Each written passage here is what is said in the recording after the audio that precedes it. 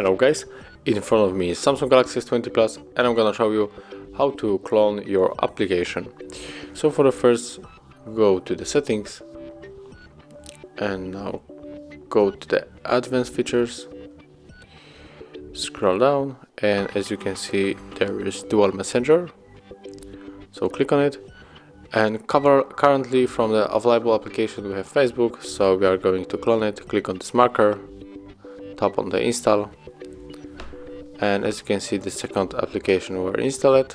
So now when we go to the settings, and there's the first and there's the second application of Facebook.